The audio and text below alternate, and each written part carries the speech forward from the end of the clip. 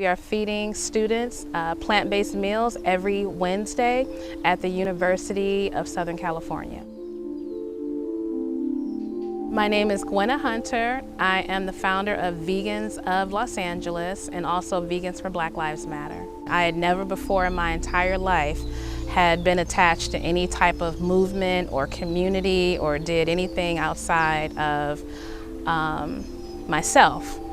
And I started volunteering with different organizations. I go to protests, did speak outs, like trying to figure out where I fit in and what felt right for me, because I knew I wanted to do this until I came to the realization what I really wanted to do was feed people. My perception of veganism had always been that it was like tasteless and no flavor and just vegetables, and that's what a lot of people thought. So I wanted to introduce, these different types of foods to Black communities, and I figured if they taste this and they see how delicious it is, it'll be one step closer to them changing how they consume and how they think about, veganism. I used to do a lot of programs where I would go to libraries or social justice organizations, and in exchange for talking for about 20 minutes, we would feed them. I would always try to make sure that the food was culturally specific. People are usually more interested in living a healthier lifestyle. They don't want the diabetes that their grandmother passed from. They don't want the issues with the arthritis and things that are usually what we say are passed down. What's usually passed down are the eating habits. When I first went vegan, I learned that most public schools are funded by the meat and dairy industry. And I'm like, wait a minute, who's running this ship? Who's creating the rules? Who's putting this information into the schools and to our children and telling us that the only way you can get protein is through an animal? The only way that you can get calcium is through drinking another animal's milk. And so when you start questioning these things, you realize you've been programmed and you've been tricked.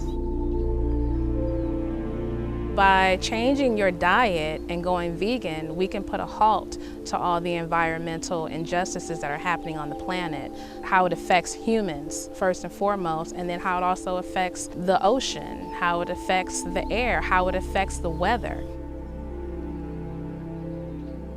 Deep down, there's an innate understanding that this lifestyle really isn't new to our culture, that this is part of who we are, and that eating animals is something that wasn't like a big part of like the African culture lifestyle. I eat amazingly well.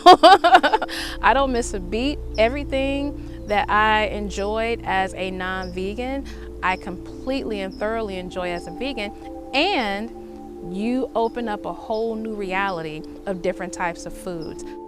If there was more collaboration between social justice organizations and the vegan community, it just completely unstoppable. Completely unstoppable. Us coming together, the forces would be incredibly powerful. It's us that has the power. If we collectively decided, don't make a purchase with this company, that company will do exactly what it is that we ask, but we just have to come together and realize that we're better together than separate.